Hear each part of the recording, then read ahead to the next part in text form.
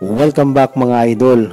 Marlon Tapalis nag-viral sa kanilang lugar. Matatandaan natin mga idol, mula sa Angas ng Pinas, Cuadro Alas, Janel Casimero, ang hamon na dapat mamahagi si Marlon Tapalis ng bigas sa kanyang mga kababayan. Kudos kay Marlon Tapalis mga idol dahil nagmaterialize ang hamon ni Cuadro Alas, Janel Casimero kahit pa sa kabila ng brutal na pagkatalo kontra Naoya Inoue. Dahil namahagi pa rin ito ng grasya sa pamamagitan ng pagbibigay ng mga sako-sakong bigas sa kanyang mga kababayan. Ang hindi lang naging maayos dito, nakisawsaw sa kapsyon ang taong puno ng inggit.